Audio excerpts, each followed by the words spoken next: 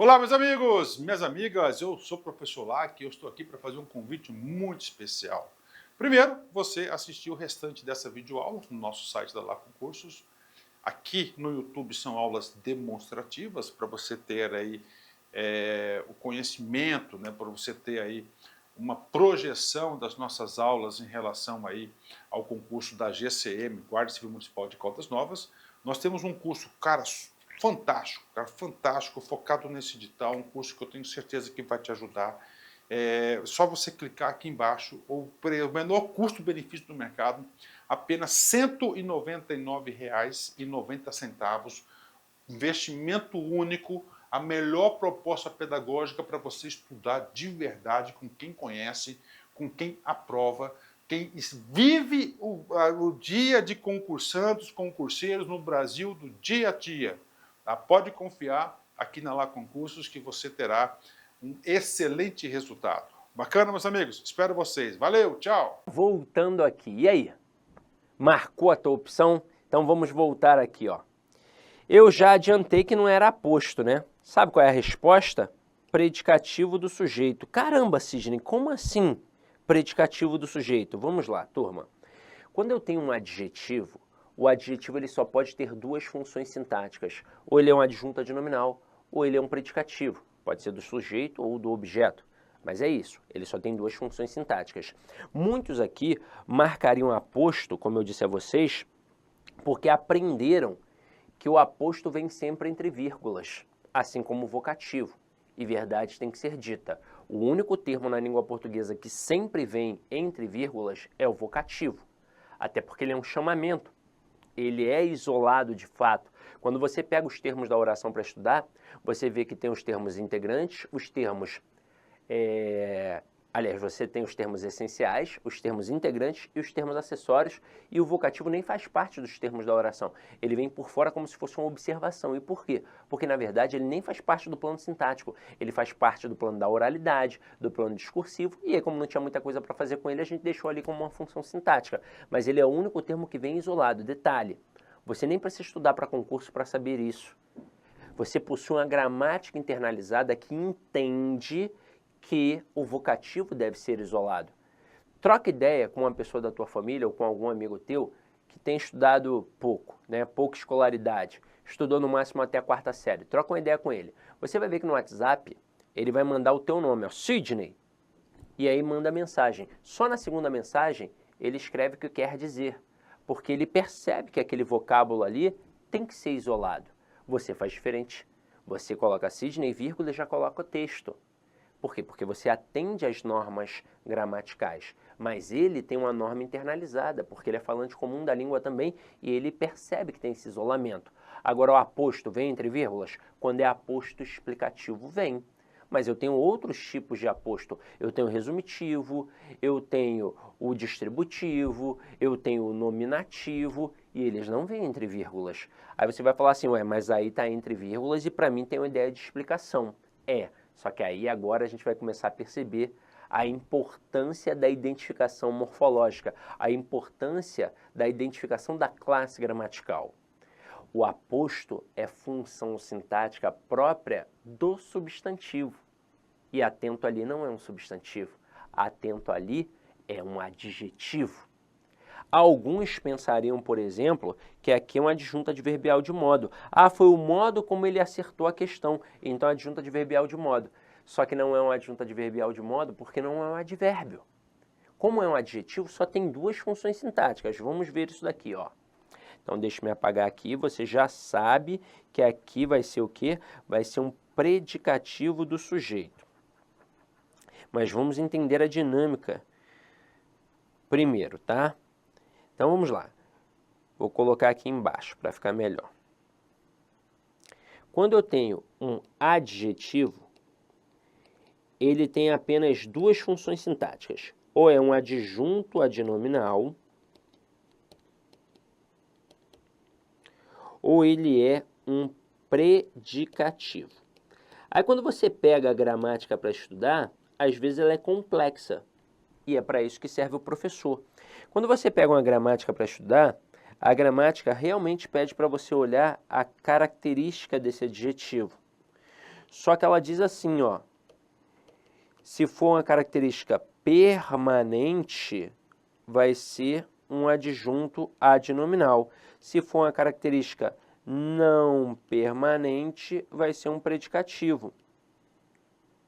Aí eu te pergunto, aquele aluno ali é atento sempre ou é atento de vez em quando? Aí você vai dizer assim, ó, sei lá, não faço a mínima ideia. E aí nós precisamos entender a estrutura para ficar melhor. Quando você pensa no adjunto, não é aquilo que está junto do nome, então é uma estrutura interna. E o predicativo vai ser uma estrutura externa. Onde nós vamos confundir esses camaradas? Em dois lugares. Eu não tenho o predicativo do sujeito e o predicativo do objeto, então eu vou confundir o adjetivo entre adjunto adnominal e predicativo dentro de duas funções sintáticas, sujeito e objeto, seja ele direto ou indireto. Então você vai pensar assim, tem adjetivo? Tem na frase, identifiquei que é um adjetivo. Está dentro do sujeito? Tá. Então significa que está junto do nome. E aí vai ser um adjunto adnominal. Se está fora do sujeito, fazendo referência ao sujeito, vai ser um predicativo do sujeito. Agora, se esse adjetivo está dentro do objeto, é um adjunto adnominal. Mas se estiver fora do objeto, fazendo referência ao objeto, aí vai ser um predicativo do objeto. E aí vamos lá. Olha o que a gente tem aqui. Vamos fazer uma análise. Como é que eu analiso sintaticamente? A partir do verbo. Aí eu vou e pergunto a ele quem é o sujeito. Há duas formas. Eu pergunto quem ou o que, porque o sujeito pode ser uma pessoa ou uma coisa. Não se desespere nesse momento. Eu sei que você está pensando assim, poxa, mas a gente já está vendo alguma coisa de análise sintática? Você já viu isso na escola. Você pode até não ter aprendido ou ter esquecido, mas tudo que a gente vai ver aqui, você já viu na escola, porque você estudou durante 9 anos no ensino fundamental e 3 anos no ensino médio. Então você ficou pelo menos 12 anos estudando língua portuguesa. Isso sem contar se você fez um pré-técnico, um pré-militar, um pré-vestibular ou até mesmo um outro preparatório. Então, no mínimo, você estudou durante 12 anos. Tudo que eu estou falando aqui você já viu na vida. Pode não ter entendido ou ter esquecido, mas que já viu, já viu. Então eu falo aqui, oração subordinada substantiva, subjetiva. Nossa, Sidney, nunca vi isso na vida. Mentira, já viu. Como eu já disse, pode não ter entendido ou ter esquecido, mas ver, você viu. Então eu estou buscando a tua memória, tá? Estou buscando, estou trazendo. Daqui a pouco a gente vai reforçar adiante. Mas eu preciso mostrar isso aqui para vocês. Não é a importância da análise sintática, é a importância da identificação morfológica. Então vem aqui comigo, ó. Quem é o sujeito? Quem foi que acertou a questão? O aluno. Veja que atento não está dentro do sujeito, está fora do sujeito, mas está fazendo referência ao sujeito, não está? Detalhe, veja que essa vírgula impede que a palavra atento fique junta da palavra aluno. Então, por isso, não tem como ser um adjunto adnominal. Por isso aqui é o que a gente chama de predicativo do sujeito. E pensando na perspectiva semântica, é uma característica não permanente. Ou seja, significa que esse aluno aqui não é atento sempre. Ele foi atento no momento em que acertou a questão. E é exatamente por isso que tem candidato que pensa que é adjunto adverbial de modo. Poxa, foi no momento, foi o modo como ele acertou a questão. Mas, frisando mais uma vez, por que não é um adjunto adverbial de modo? Porque não é um advérbio. Por que não é um aposto? Porque não é um substantivo. Como é um adjetivo, só tem duas funções sintáticas. Ou é um adjunto adnominal, ou é um predicativo. Quando vai ser um adjunto adnominal? Quando estiver junto do nome. E se não estiver junto do nome? Aí vai ser um predicativo. Aí agora, olha só uma reescritura que eu vou fazer aqui. Eu vou fazer uma frase 2. E vou tirar as vírgulas. Vou colocar o aluno atento acertou a questão. Aí vamos supor, neste momento, que eu fizesse a seguinte pergunta. Vamos lá. Vou trabalhar prejuízo gramatical e alteração de sentido. É importante você entender que são duas dinâmicas diferentes. Quando eu falo que uma estrutura traz um prejuízo gramatical, significa que ela está errada de acordo com o padrão culto da língua. Pode ser qualquer erro. Erro de ortografia, erro de regência, de pontuação, de crase, de regência, de concordância, qualquer erro. Agora, quando eu falo em alteração de sentido, eu estou dizendo que a frase foi empregada num sentido diferente, mas que não necessariamente ela está errada. Então veja o que eu vou afirmar aqui em relação a essas duas frases. Da frase 1 para a frase 2, da frase 2 para a frase 1, não tem prejuízo gramatical. A troca de uma frase pela outra não atribui prejuízo gramatical. As duas frases estão corretas de acordo com o padrão culto da língua. Agora, o que rolou? Uma alteração de sentido. Claro, aqui especificamente também vai rolar uma alteração sintática. Veja aqui comigo, ó. Na frase 2, quem foi que acertou a questão? Quem é o sujeito? Agora é tudo isso, o aluno atento. Quem é o núcleo desse sujeito? Ah, aluno. Atento. Tá dentro do sujeito? Tá.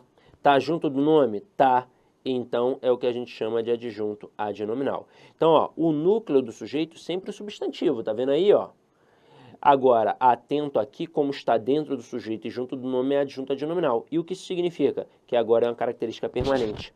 Que esse aluno aqui não foi atento só quando acertou a questão, ele é atento sempre. Ele é atento quando joga bola, quando vê TV, quando namora, quando come, por aí vai. Então, tá vendo a riqueza da identificação morfológica?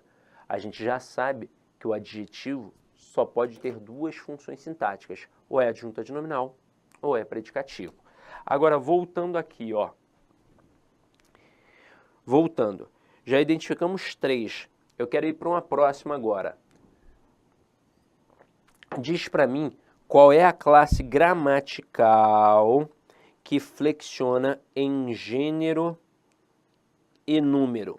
Quando eu falo em gênero, eu falo em masculino e feminino. Quando eu falo em número, eu falo em singular e plural.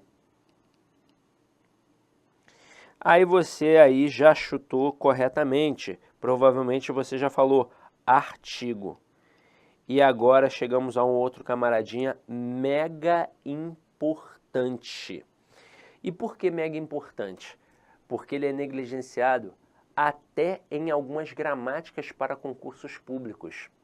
Tem gramática para concurso público que tem meia página de artigo, mas você vai para o Celso Cunha, por exemplo, tem 42 páginas só de artigo. Mas eu também não preciso estudar tudo que tem nas 42 páginas do Celso Cunha. Basta eu entender a essência do artigo. Primeiro, o artigo sempre vem para acompanhar um substantivo. Sempre. Só que ele tem uma função semântica. Nós temos o artigo definido e o artigo indefinido. O artigo definido, estruturalmente falando, o, a, os, as. Semanticamente falando, ele serve para mostrar um elemento conhecido no universo do texto. Vai falar de pessoa ou coisa conhecida no universo do texto. Já o artigo indefinido, estruturalmente falando, uma, uns, umas, semanticamente falando, vai servir para mostrar um elemento desconhecido no universo do texto. Então vamos anotar isso aqui agora rapidinho, ó. Quando a gente pensa no artigo, nós temos o indefinido e o definido.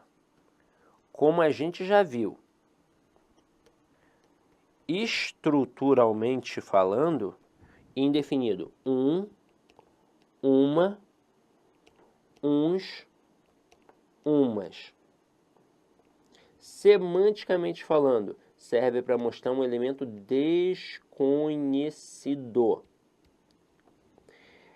Artigo definido, estruturalmente falando, o, a, os, as. Semanticamente falando, serve para mostrar um elemento conhecido no universo do texto. Como é que isso funciona na prática, Sidney? Vamos lá. Imagina que aqui eu tenho uma Maria. E a Maria é minha aluna.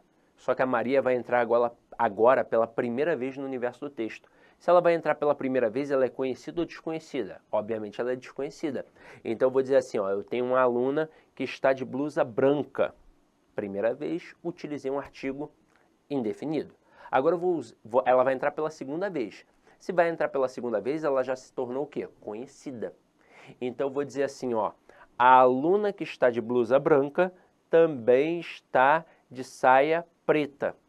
E aí, ó, primeira vez artigo indefinido, segunda vez artigo definido. Aí você vai falar assim para mim, mas espera aí, Sidney, Eu sempre falo o Sol, o mar e a Lua.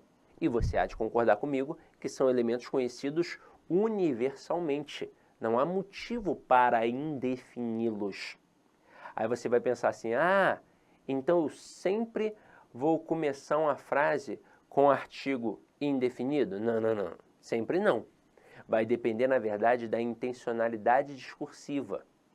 Isso que a gente chama de contexto é definido pelo emissor. Ele é que define, é a intenção